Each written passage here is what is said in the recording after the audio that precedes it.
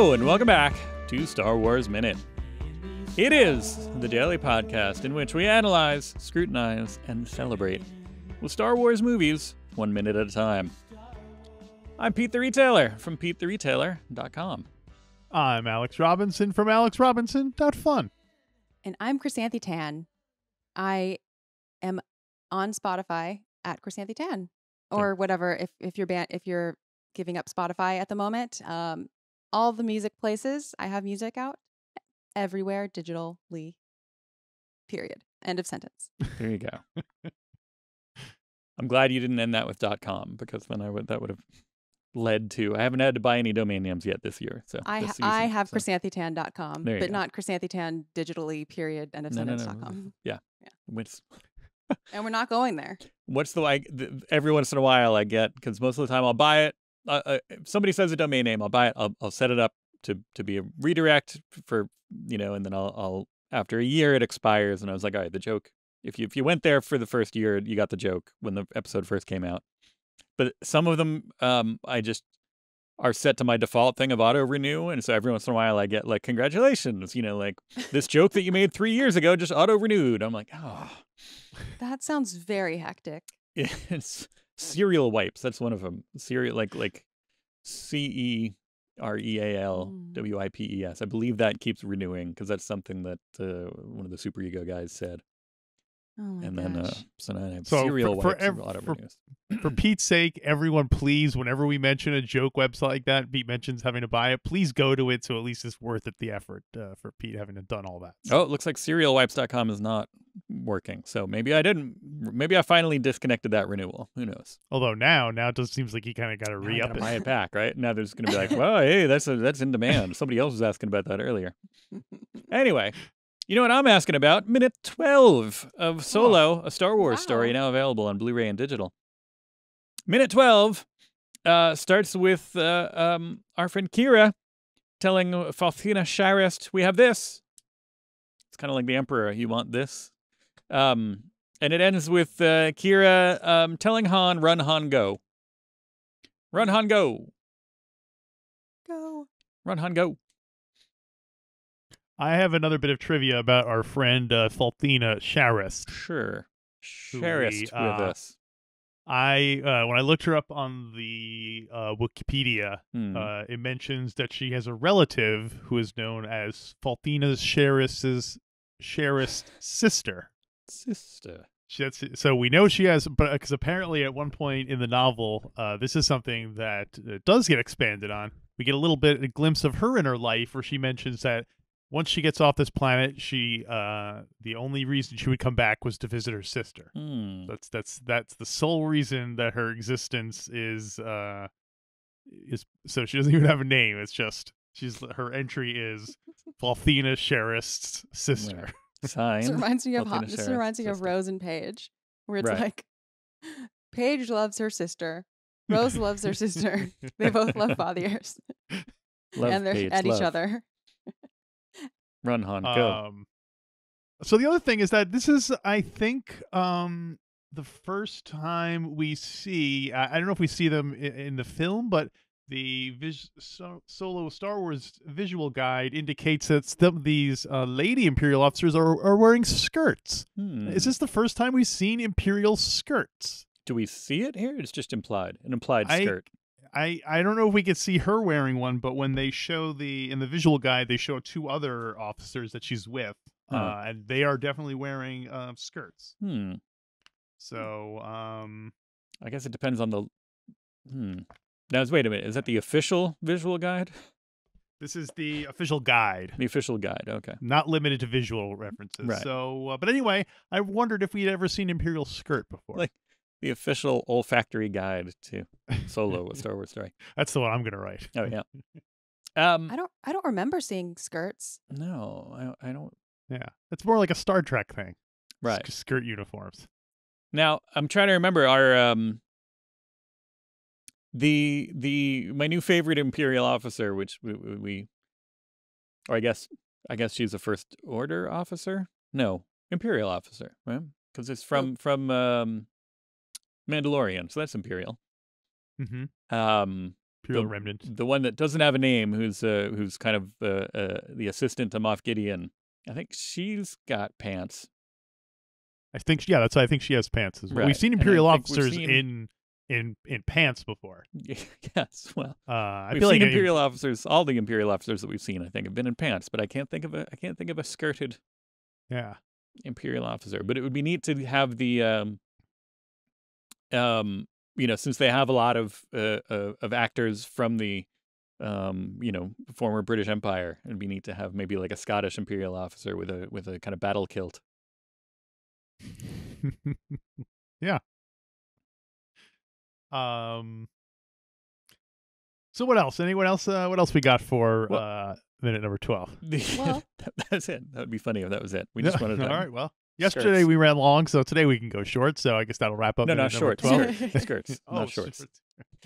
A long jacket. The interchangeability of the terms hyperfuel and coaxium. We talked about it a little bit last week or the week before. That it's interesting that it's it's not a bug. It's just normal talk. You know what I mean? It seems like you can, sometimes you can refer to things by different names and it's okay. And that I like that comes up in here, that sometimes they're talking about hyperfuel, and even within this, it's the same thing.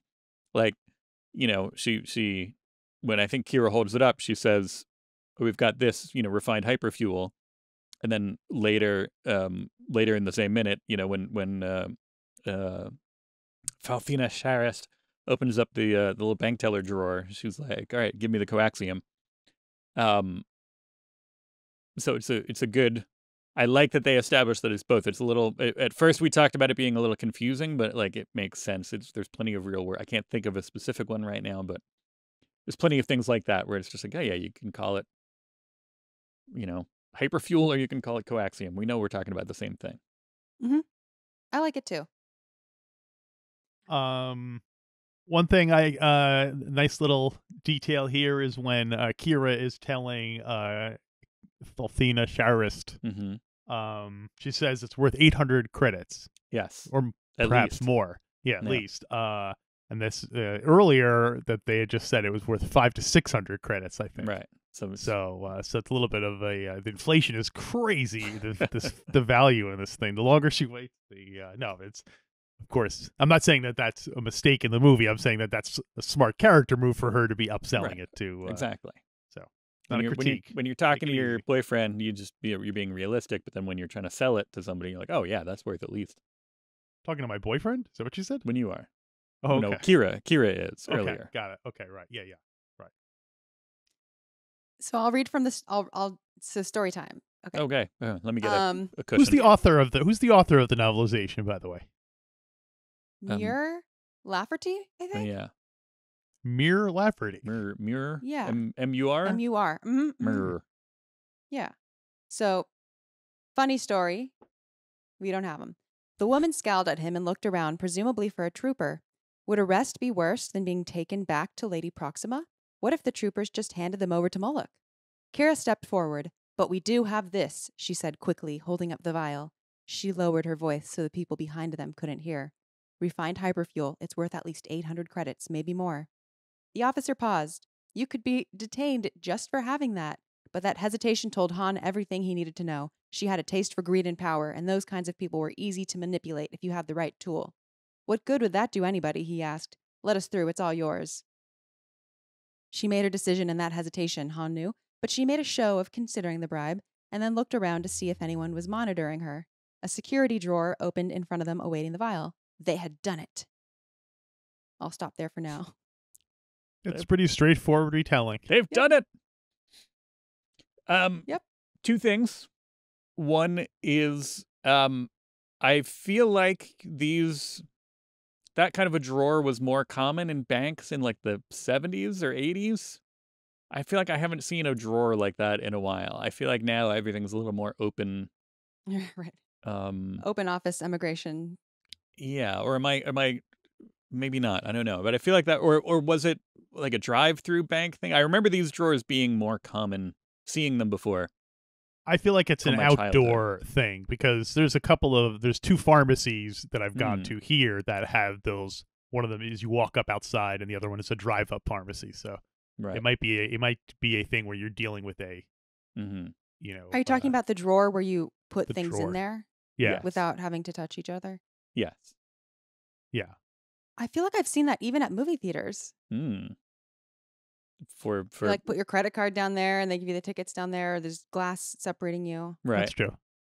Well, I don't know. Yeah, I don't know if I've seen. I feel like that drawer, and accurate. You know, I mean, for me at least, just the very kind of physicality of that drawer, its look and feel, reminds me of the same time period that I saw Star Wars for the first time.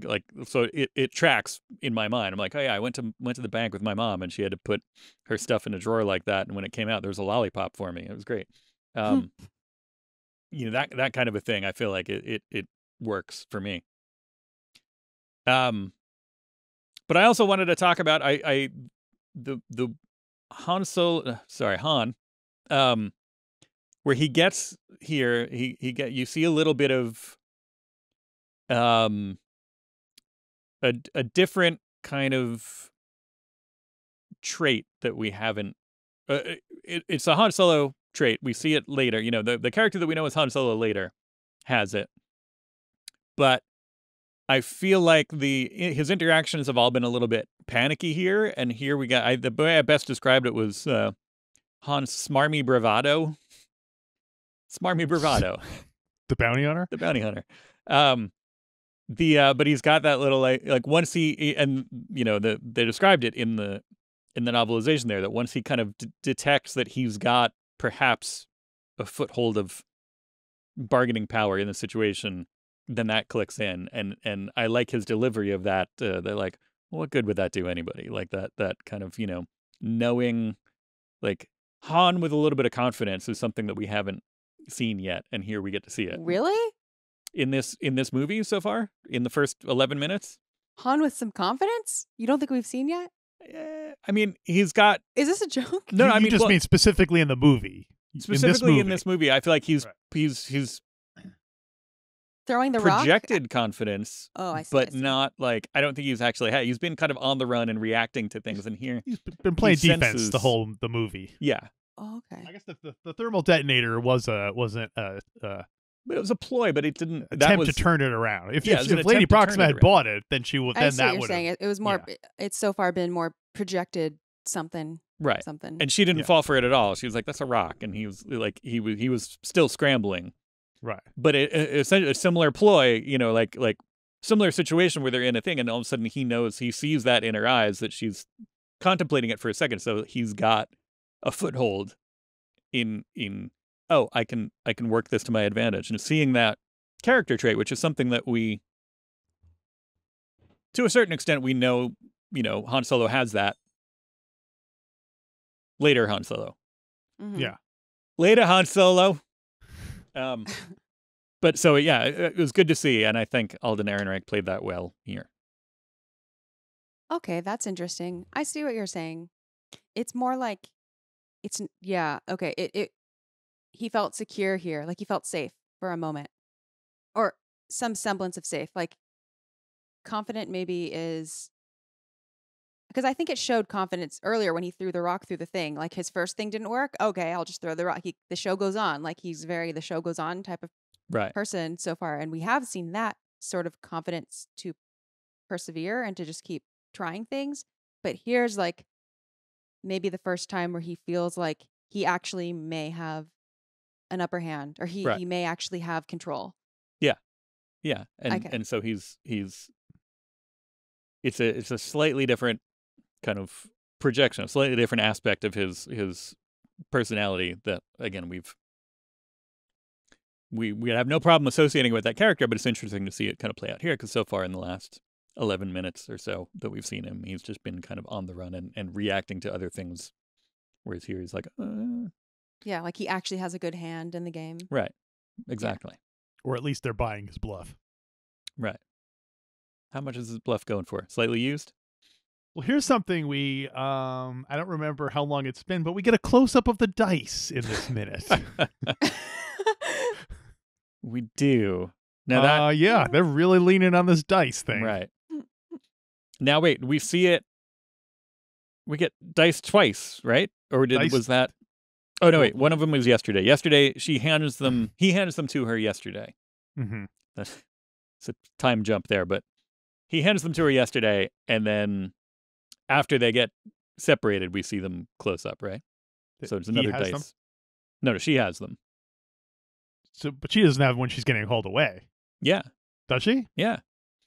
Well, but let's get to the haul away first, because that okay. I wanted to I felt the most emotional I've felt all year. All year. I felt the most emotional I felt all year. If you see 1 minute of one movie this summer, watch minute 12 of Solo. No, but I really felt emotion because watching this, stepping through it a little bit, because I was scanning, trying to find, I think went back to see, the two things. I wanted to get some details. So I went back and watched it. I'm scrubbing through it a little bit. And boy, I gotta say, the small detail of the absolute smile of joy on Qi'ra's face when she steps through the gate for that not even 2 seconds, for the that Euro step of oh look, things are gonna be okay. And before the Rebolt and Psyche grab her, but she has this genuine smile of happiness for just a moment, and that it's so knowing that where her life goes from here on in, it's so I don't know, and it made me sad watching. I was like, oh, look how happy she almost was for a second there. Yeah, they got so close. Yeah. Do you think if Han was a gentleman and I was a lady, if the situation were reversed, if he had said, after you, Qi'ra, and Qi'ra went through first, would Han have been the one who was caught? Right. Yeah, but they seem to want her more, I don't right? know. Yeah. So could Han then have, if she got through, they've just been, she's through? I don't know. Because they don't make any effort to get Han back, it seems. Not yet. Eventually, we'll get there later in the week. They're like, weren't there 2 of these? But yes, yeah, they're there for essentially what they came for. This is why, if you'll notice, in all the Harrison Ford movies, he always lets Leia walk through the door first whenever they go into a situation, because that's how he learned that. That's right. Yeah. It's interesting to see. Do they ever go through doors together? Cloud City, they must. Right, but there's also a certain if there's danger on the other side of the door, is it more quote unquote chivalrous for him to go through first? Blaster I feel drawn. like it's so inefficient to wait for other people to go through the door first. Right. Yeah. It really bothers me. It depends on the context, of course, Mm-hmm. but I don't know. In this situation, at least, I would just be like, let's just get. If your Han's closer, go. Don't wait for me. That's a wasted second Right. to go through that. You just need to go. So that actually would have been funny if he's like, "Oh, after you," and she's like, "No, you go first." And they're like, "No, after you," and then they get caught, right? When they're trying to or they argue going about back who and goes be through like, the no, movie. you go, and then they're like, No, "What? no, You no, go," just and one they of you point. just do it. Just do it. The next, they both point to bump into Mala. each other. Like, you go, Yeah. and he's like, "Okay, I go," and he goes through the thing. That's how that goes. Yeah. Yeah. So, okay. So let me continue reading. Please. Children. Falthina eyed the vial, calculating the value and what it could get her. She could use it, the way these kids were, to get the blazes off this planet, or she could save it, building enough credits to invest in the life she'd always wanted. The options were huge. She slid the drawer open. The coaxium, now. The girl shook her head sharply. As we're going through, not before. Falthina frowned. They didn't trust her. She didn't appreciate that. She was not calling the troopers on them. She was doing them a favor. A scuffle sounded closer to them, and the boy looked around, tense. Just do it, he said, but the girl held her eyes, not backing down. What if she was caught? Falthina thought, hesitating. If they found out about this, they might find out about the other presents. Bribery and letting undocumented children through? The response from her superiors would be huge. She gathered herself. The prize was too valuable not to risk it. You're a sharp one, sharper than him by the looks of it. The boy went through the gate, pulling the girl by the hand. The coaxium, Falthina ordered. Now. The girl put the vial in the drawer. As the boy made it through the gate, as Falthina snapped the drawer closed, hands landed on the girl's shoulders. A larger boy in a grindelid in an Envire suit pulled her back. Falthina thought fast. If she didn't act officially here, the bribery could be discovered when authorities came over to investigate the disturbance. She had to control this chaos. She hit the alarm and the gate slammed shut between the teens. Teens, see, that's confused. Security, security, she said calmly into the intercom. Lights flashed along the barrier, gathering the attention of the troopers sitting on gate turrets, their barrels swiveling to seek out any threat. The girl struggled against her captors. The boy who had made it through the gate pounded on the glass between them. Han, go now, the girl yelled. The boy holding her dragged her away, still struggling. Cliffhanger. I have one editorial note on that is that both the options and the response were huge. Yeah. It's like her options were huge. Did that say that? And then, if she got caught, the response would be huge. And it was like, Two huges. Pick it. The options were huge. It's not. I don't think that's accurate. That's not the word you want there. The response being huge, sure, but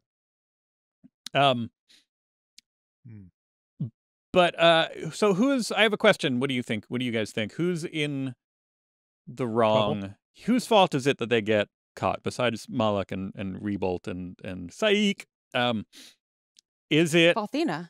Well, but is it? Because she doesn't notify Malak. It's the hesitation. So they say, "Hey, we've got this. We want to get through. We'll give it to you." She says, "Okay, give it to me." Now, give it to me. She seems like, especially based on her inner monologue, there, it seems like she's totally going to go ahead with the transaction as stated, but she just opens the drawer first because she wants, she's risking theoretically the most. She's opening up the drawer and wants it first. Then Han's just like, go ahead, do it. So Qi'ra's hesitation is what causes her to be caught here. Like if they said, "Hey, we've got this, we want to go through," she opens the drawer. They're like, "Great, throw it in there." They could walk through. They would have gotten through the gate before Malak and the boys went through. Right. Now, I'm not saying she's wrong to be hesitant, but it seems like her hesitation is what does it, which is odd because it's the way it almost makes you feel the way the scene is constructed that it's like, oh, well, like she was right to not trust this person, but it's not the Falthina only hits the security button after she realizes there's a problem. Once Malak, grabs Qi'ra, then she's like, all right, well, now there's scrutiny, so let me alert everybody. So really, it's Qi'ra's hesitation that damns her. It's not Han's fault.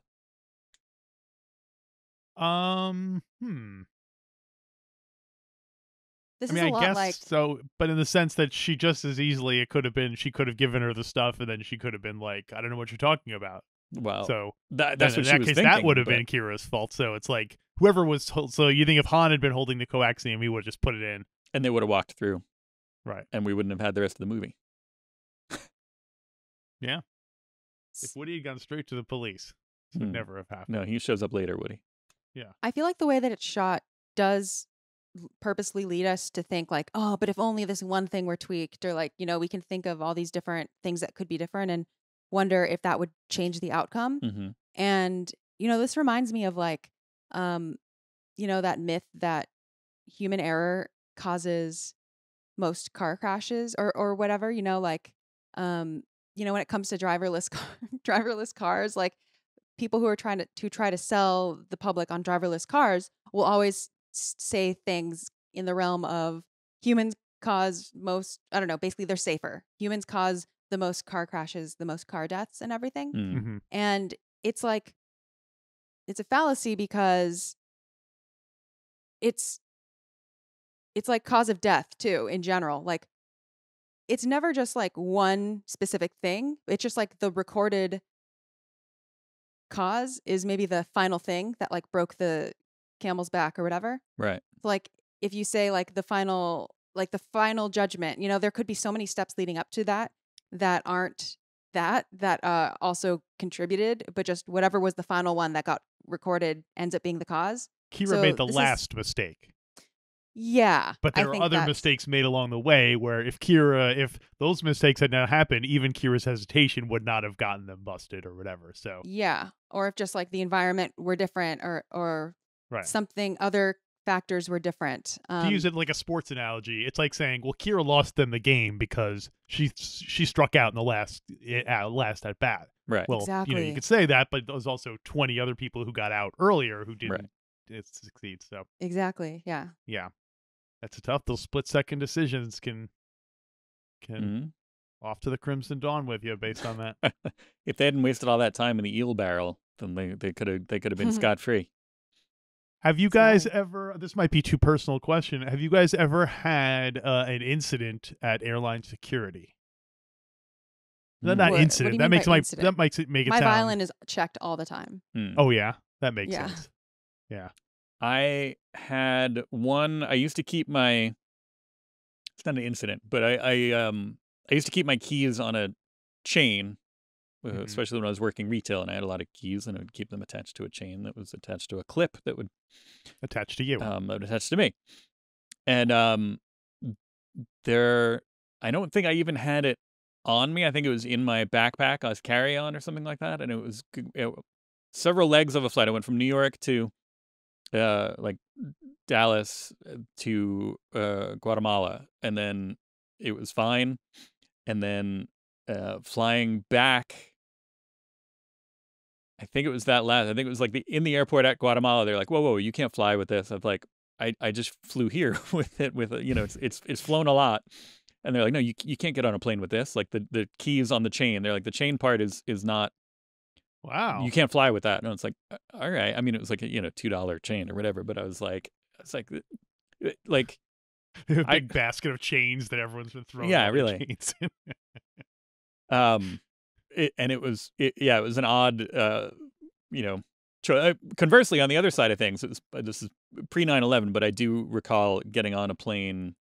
Went through security, went through the metal detector, got my thing, went to sit down. I was like, ow, and I realized that I had a knife in the back of my pants, like in, on like where my belt goes, basically, just like a flick knife, not a switchblade or anything, but like a thumb knife. And I was like, oh, that I probably shouldn't have that. But you turn yourself in. Yeah. I recently, when I was landing on a plane, you were landing the plane?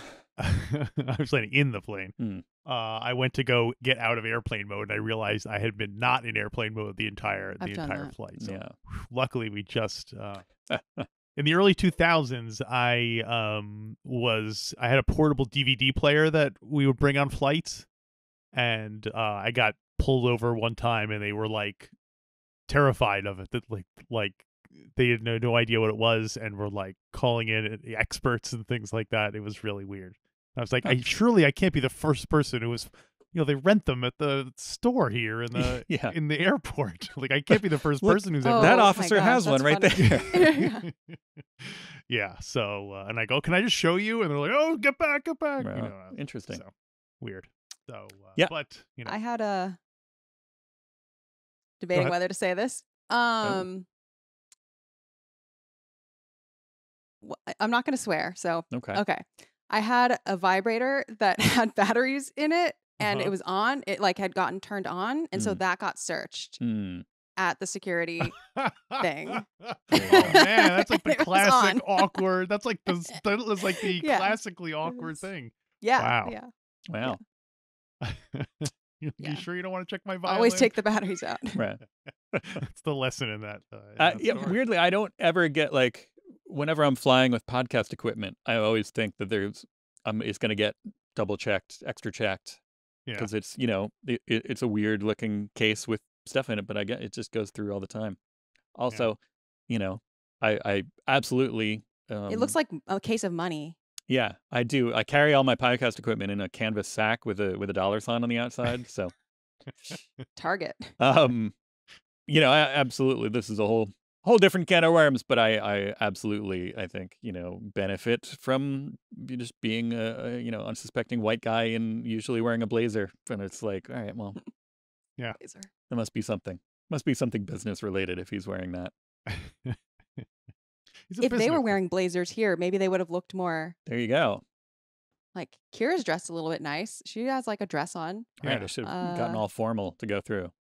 But No, I have heard advice that's like if you want to be treated like by people who are like obsessed with points or getting, I don't know, flying and getting treated like royalty. I don't really know. But like there is like a whole cult of people that say that you should always dress in business. You should always wear like a suit. You, like dress like you're rich, and then you'll get like you're more likely to get like an upgrade. Like, right. Yeah. Because they don't want the first class to be filled up with nice looking people. They don't want people, bums wearing shorts and nobody wants t-shirts to and see flip sweatpants flops in first class. See, the thing is, I don't want to be on a long flight wearing a formal wear, so I'll take that trade off. I'll just stay in the regular full person. hoop skirt gown. That's what I. Well, that's all I have for minute number 12. You guys got anything else? Rebolt and Psyche. I just want to bring them back up. I know I mentioned them, but I think it's Rebolt is the one who actually does the grabbing here. Does the grabbing? He's the one with the you can tell the difference between their kind of general complexion is slightly different. Rebolt is paler, and he's got a kind of an amber visor. They're wearing, their suits. Yeah, and Psyche is he's got a kind of a darker complexion and I think a green visor. Psyche doesn't seem to be any information about who the actor is who plays him. Yeah, weirdly. But according to the official guide, he likes hounds. He's in charge of the Carillion hounds there, and he hopes one day to attack Rebolt with one of the hounds. He wants to kill Rebolt with one of the hounds. So there you go. Nice little bit of characterization. Dream big. I guess because Rebolt is a bit of a bully, so Psyche is like, one day I'm gonna settle this for sure. I also couldn't find out. I'm assuming that it's not. I mean, it could be, but I'm assuming it's not the actor's actual voice, because it screams kind of dub ADR, where it's like, not so fast, kid. I couldn't find out who. Let's just assume that it's Matthew Wood or somebody just doing additional voices. Somebody from the additional voices pile.